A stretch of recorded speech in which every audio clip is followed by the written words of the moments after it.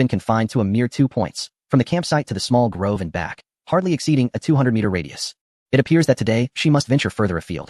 After finishing her breakfast, Jiangli did not hasten to depart. Instead, she turned and entered the intermediate mechanical workshop, which occupies a significant portion of the campsite. Although devoid of electricity, rendering the automated machines inoperative, this place remains a treasure trove. She rummaged through the workbench for a while, selecting the imported hand axe she had found yesterday, along with several spare tools. Merely possessing an axe would not suffice, as dragging logs back one by one proved to be quite laborious. Subsequently, Jiangli approached the crafting station. After a thorough examination, she discovered that the items she could create without a blueprint were all rudimentary tools. After some deliberation, she resolved to construct a sled. Wooden sled, materials required, wood X3, hemp rope X1, nails X5. Upon confirming her choice, a structurally simple yet sturdy wooden sled materialized on the workbench. Its base was equipped with 2 smooth wooden runners, while the upper portion featured a flat platform approximately 1 meter wide and 2 meters long, surrounded by posts and rope hooks for securing cargo. Acquired. Simple wooden sled, common. Description. Although rudimentary, it conserves at least 60 of your stamina when dragging heavy objects across snow. Perfect. Jiangli patted the sled with satisfaction. With this implement, she could transport at least 4 or 5 logs at a time, eliminating the need for incessant back-and-forth trips like an industrious ant. The morning was devoted entirely to her lumberjacking endeavors. This not only served to stockpile fuel, but also to test the limits of her current physique. The axe flashed, and wood shavings danced in the air. The results of her enhanced strength were immediately apparent. Previously, felling a tree could take upwards of 10 minutes, leaving her breathless and fatigued. Now, with the proper angle, a mere 7 or 8 strikes could bring down a pine tree of considerable girth. Coupled with the enhancements from the Pioneer bracers, her efficiency in lumberjacking was nothing short of terrifying. As noon approached, Jiangli surveyed the sled behind her, piled high with logs resembling a small hill, and felt an overwhelming sense of accomplishment. 13 logs in total. Dragging the heavily laden sled, she left deep tracks in the snow, yet her steps remained steady. Upon returning to the campsite, she collected her bounty. Acquired. Common wood X78. Note: the recycling multiplier is influenced by the bracers and tool quality. Currently at 1.6. With a total of 78 units, and combined with her previous stock, her wood reserves easily surpassed 100.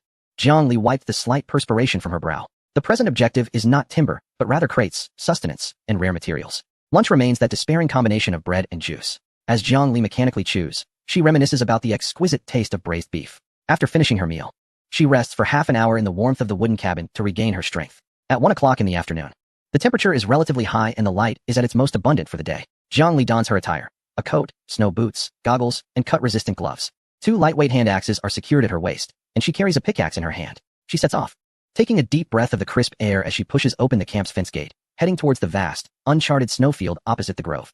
Once she leaves the shelter of the campfire, the cold rushes in like a tide. Although her gear boasts commendable resistance to the chill, particularly the 5-layer thermal undergarment, the pervasive cold wind still demands vigilance. A considerate system indicator displays a marker in the upper left corner of her vision. Distance to camp, 50 meters. As long as she hasn't wandered too far, a pale blue arrow points the way home, significantly reducing the risk of getting lost.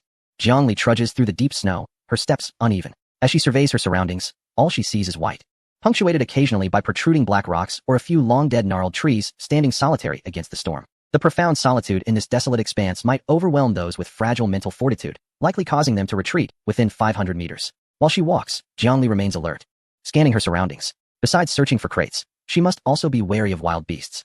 The channel's grim tales of those who had perished by wolf attacks or bear maulings serve as constant reminders that this is no tourist destination, but rather a hunting ground. After approximately 20 minutes of trekking, she finds herself 500 or 600 meters from the camp, yet still empty-handed. Not a single crate, not even a hare in sight. Am I truly cursed in luck? Jiangli feels a pang of disappointment. Just as she contemplates changing direction, her gaze catches on a small snowbank about 50 meters ahead. There seems to be a hue that differs from the surrounding white and the black of the rocks. It resembles a warm, brownish-yellow wood grain. Her heart leaps as she tightens her grip on the hand axe, lowering her body to approach cautiously. As she draws nearer, the outline of the object becomes clearer. It is indeed a crate, a somewhat antiquated wooden treasure chest, partially buried in the snow. At last, she has discovered it.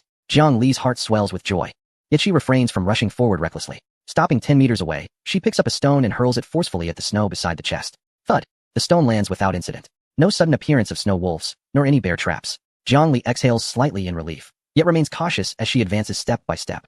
Once she stands before the chest, confirming the area is indeed secure, she crouches down. This chest is slightly smaller than the initial supply crate at her camp.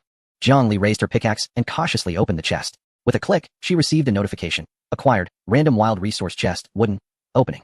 Holding her breath, Jiangli anticipated the treasures within. Would it be meat, chocolate, or perhaps some rare blueprints? Chapter 10. The alien girl. The biting wind howled, stirring up the snowflakes beneath. With a click, the latch released, and filled with hope, she lifted the lid of the chest. However, in the next instant, her smile froze on her face. It was utterly empty. Not even a can of meat, nor a rusty nail or a scrap of paper. The bottom of the chest was merely coated with a thin layer of frost, as if mocking her silently. Did you really think so? This is a trap. What a cruel joke. Jiang Li, infuriated, nearly kicked the chest away. After trudging through the frigid snow for what felt like an eternity, her nose reddened from the cold. She had finally stumbled upon this supposed treasure, only to find it was a hollow shell. This was akin to being on the brink of dying of thirst in a desert, only to find that the water bottle was empty. To make matters worse, after opening the chest, the wooden reward box inexplicably vanished into thin air. Truly a testament to her misfortune. With a heavy sigh of discontent, Jiang Li reluctantly prodded the chest with the handle of her axe, confirming its utter emptiness, before rising in resignation. Fine, I shall search for something else. She brushed the snow off her clothes, preparing to turn in another direction to try her luck again. Suddenly, a rustling sound emerged from a nearby thicket of withered shrubs. The noise was faint, but in the desolate expanse, it stood out starkly. A chill ran down Jiang Li's spine. Her body tensed, and she gripped her hand axe tightly. Who is it? Lowering her body, she cautiously approached the source of the sound.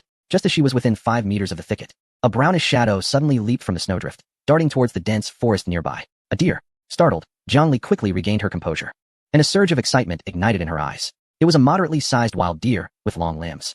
Though it struggled to run in the deep snow, its burst of speed was remarkable. That is meat. Fueled by anger from the empty chest, Jiang Li refused to let this opportunity slip away. Her legs propelled her forward, and with her enhanced agility, she burst into a sprint. Stop right there, she shouted, racing across the snow, while she couldn't match the deer's nimbleness.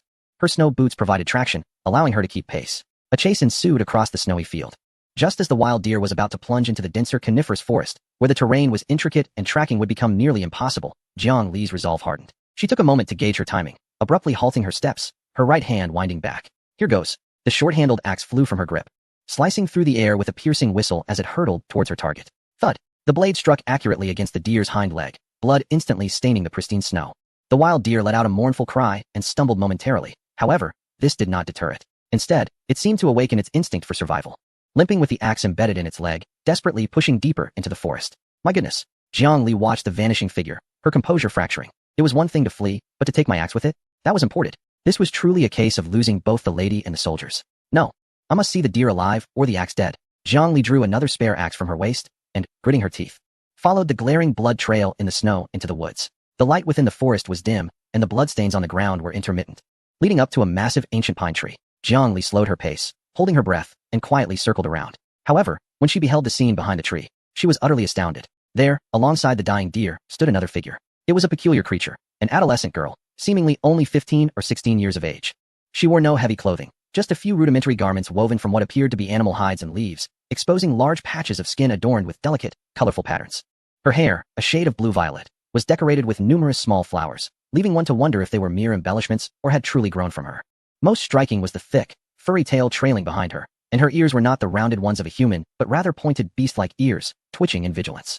At that moment, she resembled a small cat guarding its food, crouched low with bared fangs, fiercely protecting the injured deer. The deer lay behind her, with Jiang Li's axe still lodged in its hind leg, blood continuing to flow. An elf? Or perhaps a beastman? Countless thoughts raced through Jiang Li's mind. Given that this world possessed a system and shelters, the emergence of other races seemed not entirely implausible. But the pressing question remained. Could you please move aside? Jiang Li tentatively spoke, gesturing towards the deer, indicating it was her quarry. The otherworldly girl clearly did not comprehend her words, but sensed Jiang Li's intent. A low growl emanated from her throat, akin to a warning. Her amber eyes brimmed with hostility, her body lowering further, poised to leap and sever Jiang Li's throat at any moment. Jiang Li felt a headache brewing. Judging by her stance, was this girl intent on protecting the deer? Or did she covet the meat as well? If worst comes to worst, I only need that axe. Jiang Li advanced a step, shaking the spare axe in her hand. In response to her approach, the girl seemed to perceive a threat. Then, an astonishing scene unfolded before Jiang Li's eyes. With a sudden, not particularly imposing roar, the girl transformed in a flash of peculiar light. In the blink of an eye, the petite girl vanished, replaced by an enormous brown bear. No, wait. Jiang Li squinted, assessing the creature. Although the bear appeared intimidating in size, its fur was somewhat mottled, and the long tail at its rear was not well concealed, swaying restlessly. Most importantly, there was no ferocity in those eyes reminiscent of a bear. Instead, they conveyed a palpable sense of insecurity, as if to say, do not approach, I am fierce. Was this an illusion? Or a transformation? Although Jiang Li felt a twinge of surprise, fear did not deter her. She sensed that this imposing creature harbored little real threat. With a sigh, she retracted her aggressive stance, yet she firmly gripped her axe, remaining vigilant. I shall not harm it. Jiang Li gestured towards the bleeding deer, striving to adopt a more placid tone. I merely wish to reclaim my belongings. She pointed at the axe lodged in the deer's leg, and then at herself. The axe is mine. Return it, and I shall depart. The brown bear tilted its head, seemingly endeavoring to comprehend